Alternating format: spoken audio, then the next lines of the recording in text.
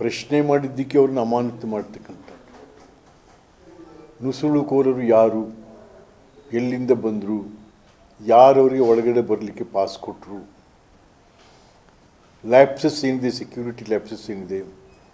Because ನಾನು ಕೂಡ parliament member ಆಗಿದ್ದವನು.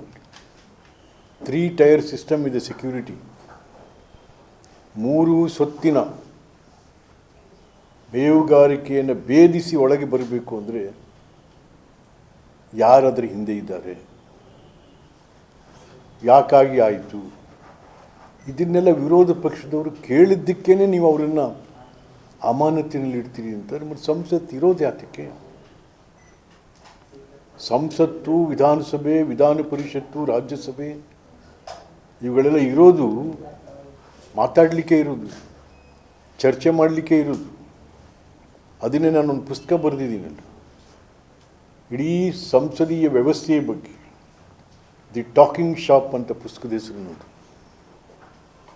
ನೀವು ಪಂಚಾಯತಿಂದ ಪಾರ್ಲಿಮೆಂಟ್ ತನಕ ಟಾಕಿಂಗ್ ಚರ್ಚೆಗಳು, ಚರ್ಚೆ ಮಾಡಲಿಕ್ಕೆ ಇರ್ತಕ್ಕಂಥ ವೇದಿಕೆಗಳವೆಲ್ಲವು. ನೀವು ಅದನ್ನೇ ನೀವು ಇವತ್ತಿನ ದಿವಸ ಬಾಗ್ಲಾಗ್ತೀವಿ ಅಂತಂದರೆ, ನೀನು ಮಾತಾಡಬೇಡ ಅಂತಂದ್ರೆ ಏನರ್ಥ ಅದಕ್ಕೆ? ಹಾಗಾಗಿ ಇದು ಪ್ರಶ್ನೋತ್ತರ. ಪ್ರತಿಯೊಂದಕ್ಕೂ ಕೂಡ ವಿರೋಧ ಪಕ್ಷದವರು ಪ್ರಶ್ನೆ ಮಾಡ್ತಾರೆ.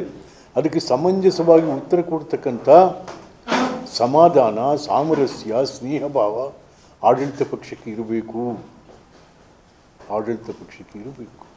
ನೀವು ಅದನ್ನೇ ಕಳ್ಕೊಂಬಿಟ್ರಿ ಇವತ್ತಿನ ದಿವಸ. ನಮ್ಮನ್ನು ಪ್ರಶ್ನೆ ಮಾಡ್ತಾರೆ, ಪ್ರಶ್ನೆ ಹೌದು ಉತ್ತರ ಕೊಡ್ತಾ ಇದ್ದೀವಿ, ಎಲ್ಲಿ ಬೀದಿಲ್ಲ ಉತ್ತರ ಕೊಡೋದು? ಪ್ರಧಾನಮಂತ್ರಿ ಮತ್ತು ಗೃಹ ಮಂತ್ರಿಗಳು ಇಂಥ ಒಂದು ಗಂಭೀರವಾದಂಥ ಇಶ್ಯೂ ಮೇಲೆ ನೀವು ಒಳಗಡೆ ಬಂದು ಯಾಕೆ ಮಾತಾಡ್ತಾ ಇಲ್ಲ? ಯಾಕೆ ಒಳಗಡೆ ಬಂದುಬಿಟ್ಟು ನಿಮಗೆ ಹಲವಾರು ಪ್ರಶ್ನೆಗಳು ಬರ್ತವೆ. ಯಾರಿದ್ರ ಹಿಂದೆ ಇದ್ದಾರೆ, ಪಾಸ್ ಕೊಟ್ಟವ್ರು ಯಾರು, 3 ಟೈರ್ ಸಿಸ್ಟಮಲ್ಲಿ ಅಧಿಕಾರಿಗಳಿದ್ದಾರಾ ಇಲ್ವಾ, ಅದೆಲ್ಲ ಈಚೆ ಬರುತ್ತೆ. ಸಿಸ್ಟಮ್ ಏನೋ 3 ಟೈರ್ ಸಿಸ್ಟಮ್ ಇದ್ದಾರೆ, ಬಟ್ 40% ಕೂಡ ಅಧಿಕಾರಿಗಳಿಲ್ಲ ಅದರೊಳಗೆ. ಅದ್ಯಾಕೆ ಈ ಸದನಕ್ಕೆ ಸಂಸತ್ತಿನ ವ್ಯವಹಾರ ಮಂತ್ರಿಗೆ, ಪಾರ್ಲಿಮೆಂಟ್ರಿ ಅಫೇರ್ಸ್ ಮಂತ್ರಿ ಯಾಕೆ ಅರ್ಥ ಆಗಿಲ್ಲ ಅದು? ಇದೆಲ್ಲ ಪ್ರಶ್ನೆಗಳಿಗೆ ಉತ್ತರ ಕೊಡಲಿಕ್ಕೆ ಆಗಲ್ಲ ಅವರಿಗೆ, ಬಿಕಾಸ್ ಉತ್ತರ ಇಲ್ಲ ಅವ್ರ ಹತ್ರ. ಹಾಗಾಗಿ ಇವತ್ತು 148 ಜನರನ್ನು ನೀವು ದೇಶದ ಜಗತ್ತಿನ ಅತ್ಯಂತ ಎತ್ತರದ ಈ ಸಂಸತ್ತಿಗೆ ಬಗೆದ ದ್ರೋಹ ಇದು, ಬಗೆದ ದ್ರೋಹ ಆಗ್ತದೆ. ಹಾಗಾಗಿ ಪ್ರಧಾನಮಂತ್ರಿಗಳಂತೂ ಬಿಡಿ, ಅವರು ಮಾಧ್ಯಮದವ್ರ ಮುಂದೆ ಬರೋ ತಾಕತ್ತೂ ಇಲ್ಲ ಅವ್ರಿಗೆ, ಎದುರಿಸುವಂಥ ಶಕ್ತಿನೂ ಇಲ್ಲ ಅವ್ರಿಗೆ. ಹಾಗಾಗಿ ಅವ್ರು ಹೇಳಿದ್ದೇ ವೇದವಾಕ್ಯ ಅಲ್ವೇ?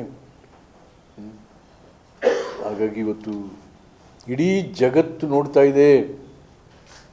ಇಡೀ ಜಗತ್ತಿನ ಮುಂದೆ ಭಾರತದ ಸಂಸತ್ತು ಬೆತ್ತಲಾಗಿದೆ. ಬೆತ್ತಲೆಯ ಪ್ರಪಂಚವನ್ನು ಬರೆದವನೇ ಬೆತ್ತಲಾಗಬಹುದು. ಯಾರು ಕೊಟ್ಟವರಿದ್ದು?